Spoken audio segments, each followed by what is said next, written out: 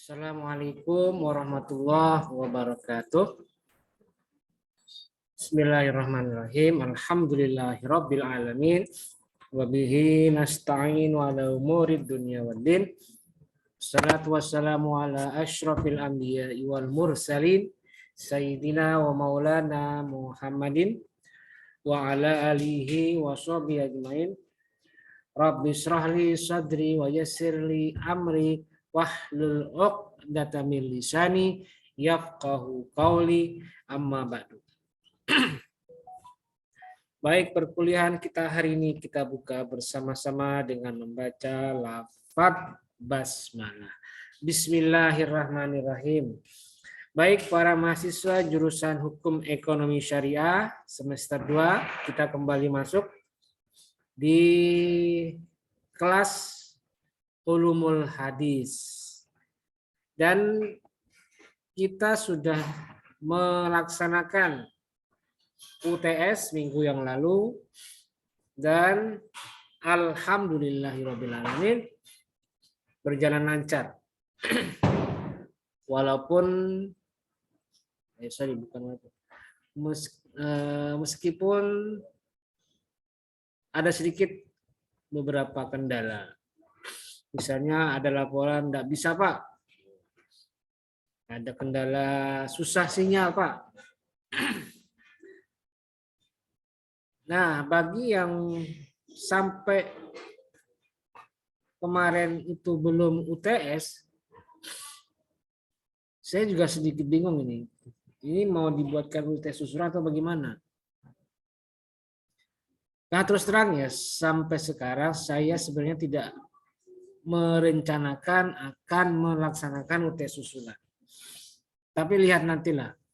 Jika memang nanti ada UTS susulan akan saya informasikan.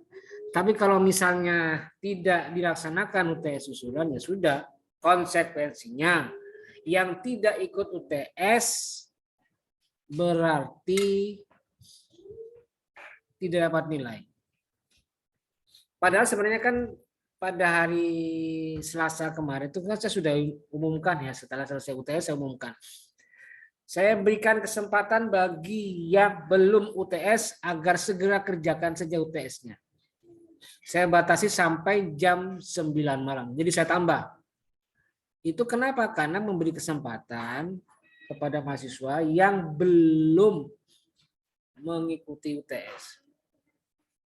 Karena memang saya lihat ya, ada yang mungkin kalau di total dari HSA, BC, ada sekitar 4 orang yang didata di sistem Google Classroom saya itu belum mengikuti UTS.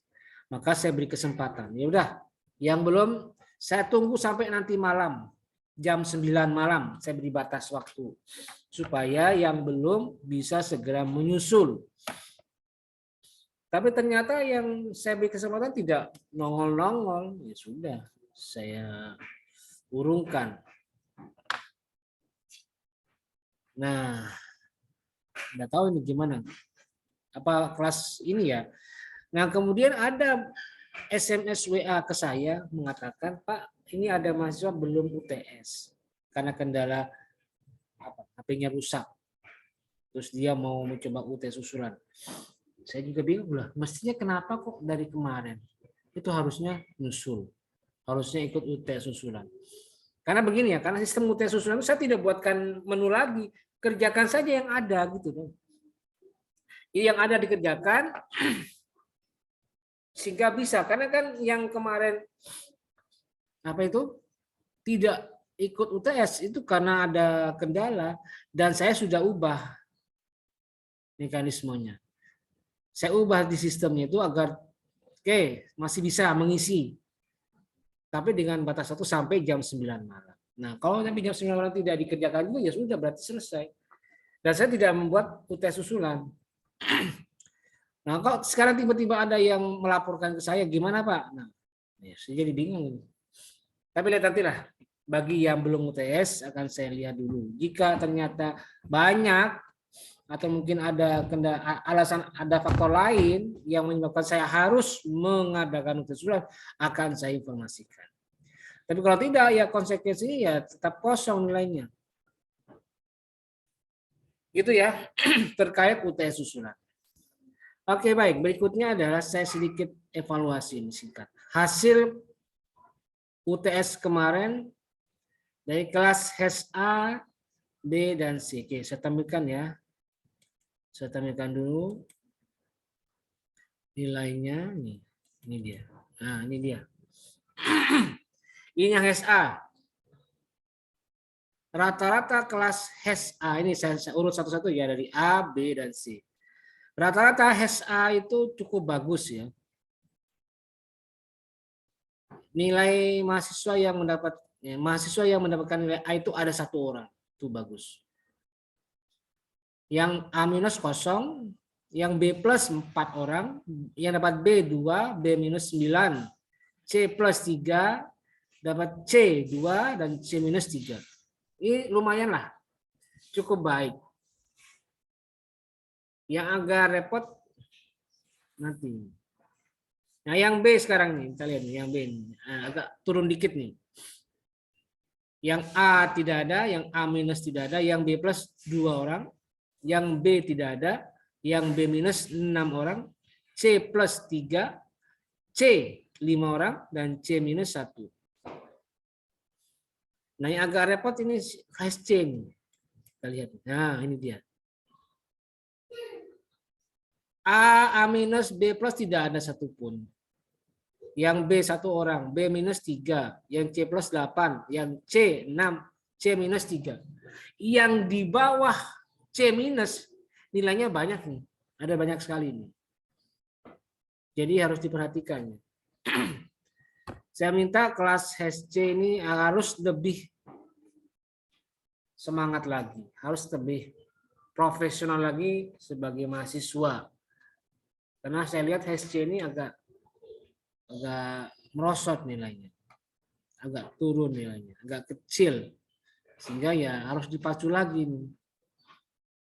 Jadi itu ya, secara keseluruhan semua berlangsung dengan baik, nilainya cukup, walaupun ya harus ada perbaikan, khususnya ini kelas SC ini agak banyak yang nilainya di bawah 50, skornya 50. Itu banyak yang skornya di bawah 50.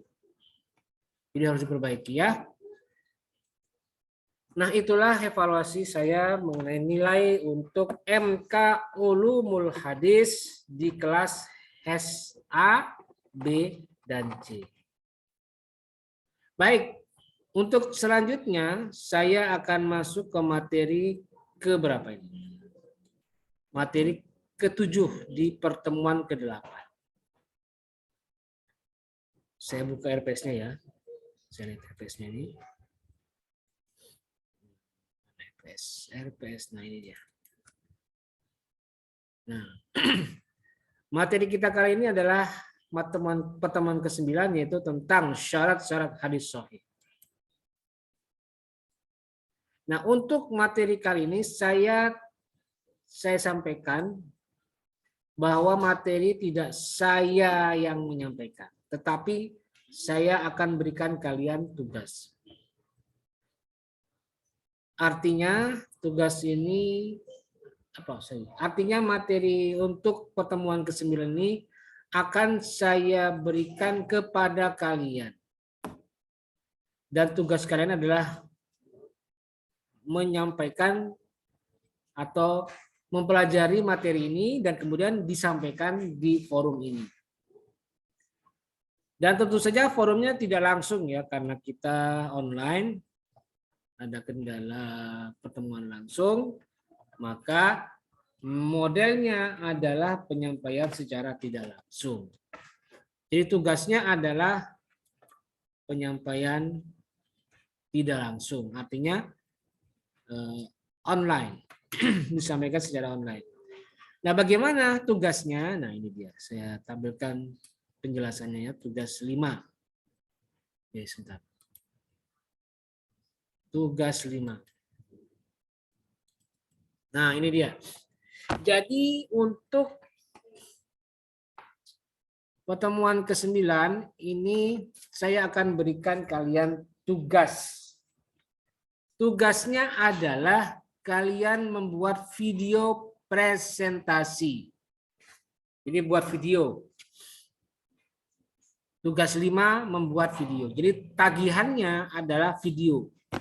Bukan PowerPoint, bukan MS Word, bukan Excel, atau yang lain. Tetapi video. Kalian harus membuat video. Silakan. Terserah bagaimana caranya. Boleh kalian pakai Zoom meeting atau pakai aplikasi lain. Yang penting bisa merekam. Jadi tugasnya adalah buatlah video presentasi mahasiswa terkait materi syarat-syarat hadis sahih. Ini dia, syarat-syarat hadis sahih. Dengan bahan materi slide atau PowerPoint yang akan saya lampirkan nanti, Jadi itu ya, tugasnya adalah buat video. Materinya syarat-syarat hadis sahih. Kemudian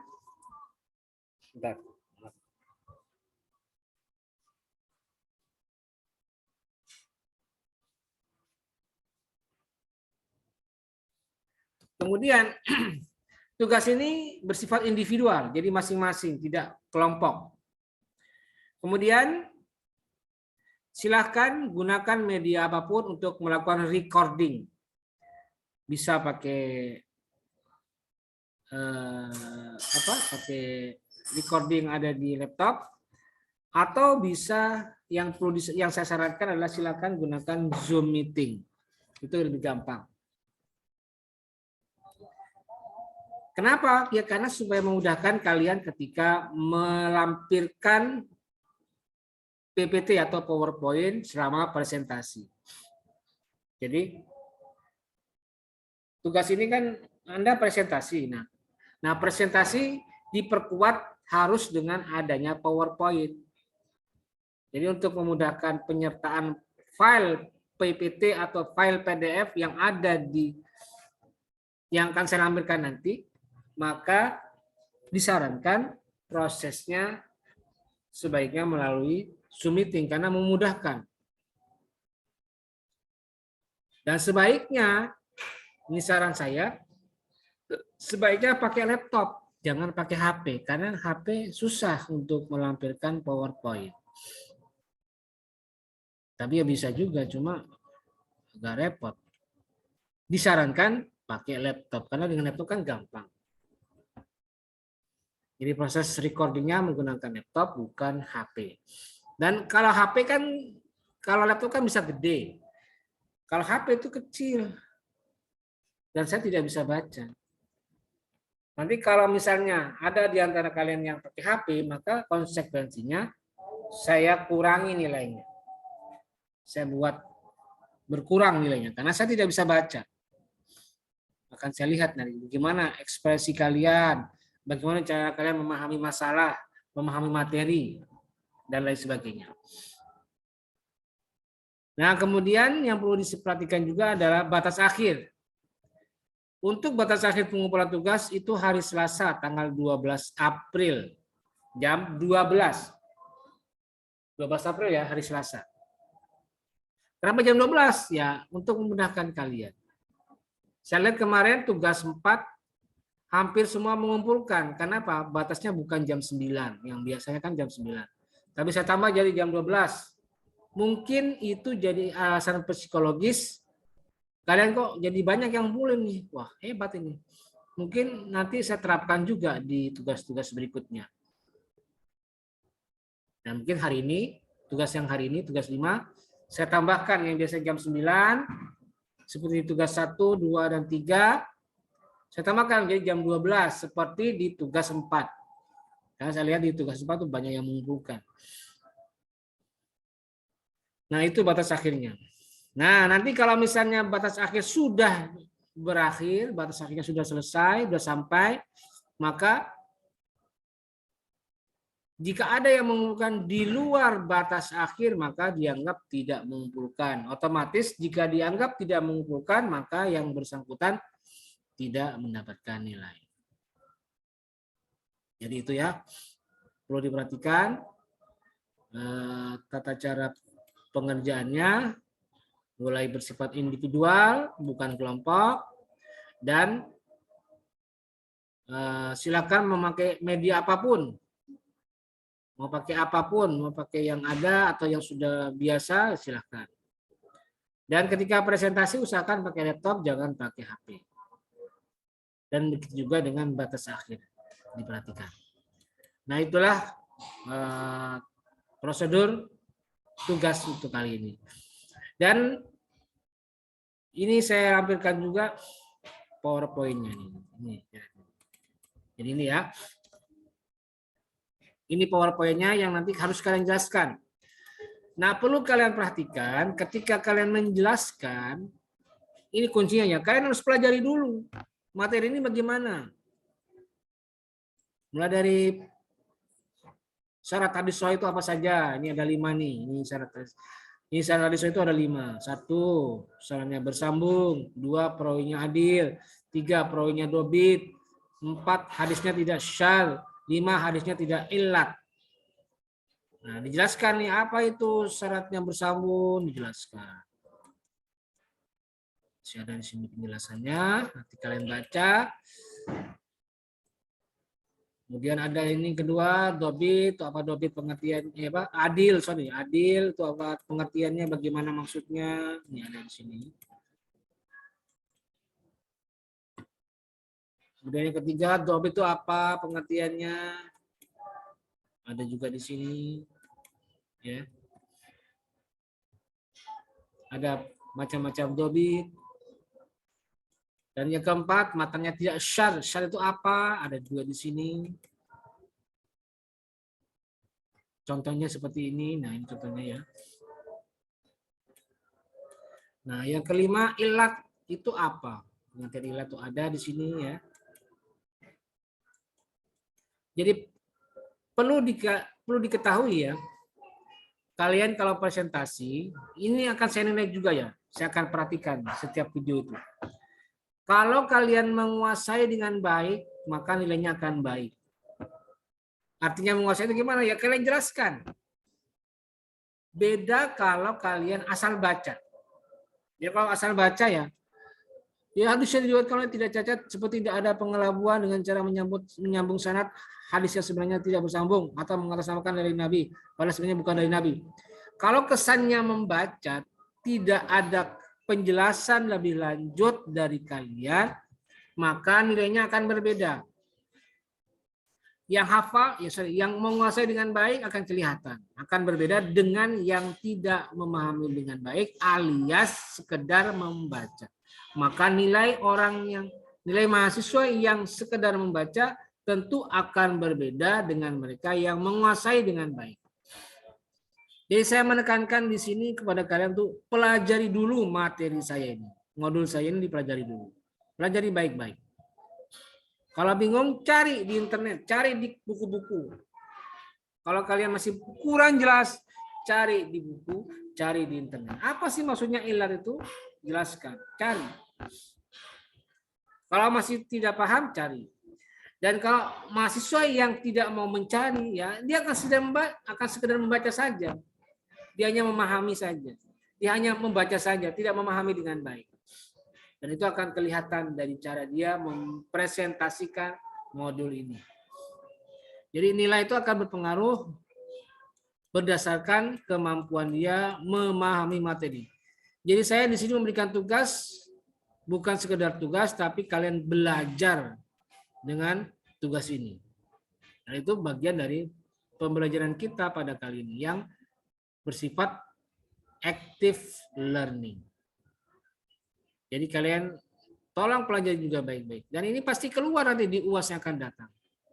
Ini sangat signifikan, sangat krusial. Karena ini menyangkut materi inti yang ada di mata kuliah Ulumul Hadis. Nanti suatu saat akan saya tanya, saya akan uji. Coba jelaskan, apa itu sanadnya bersambung? Kalau dia pelongok-pelongok, dia tidak menjawab, berarti dia tidak memahami dengan baik materi pertemuan ke-9 ini. Kan kelihatan di situ. Jadi itu ya, saya harapkan kepada kalian ketika mempresentasikan, kuasai dulu, pelajari dulu materinya. Kalau masih kurang paham dengan modul saya, silakan kalian tambah ilmunya ya di tempat lain. Tapi untuk presentasi saya minta ini dipakai, modul saya ini dipakai. Supaya nanti kalian bisa memahami dengan baik. Jadi itu ya tugasnya untuk pertemuan ke-9 kali ini. Dan saya sengaja saya gunakan sistem terbalik. Kalau selama ini biasanya saya yang menyampaikan, untuk kali ini di pertemuan ke-9 kalian yang menyampaikan. Jika ada yang belum paham, bisa kalian tanyakan melalui kolom komentar yang ada di Google Classroom. Dan sengaja untuk kali ini saya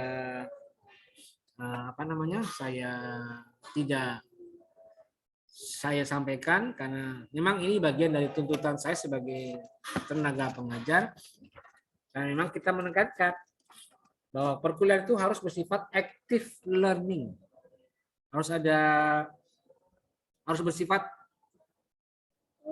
bottom up, bukan sekedar top down. Perlu ada dari bawah, tidak sekedar hanya dari atas ke bawah. Bawah ke atas, tidak hanya atas ke bawah.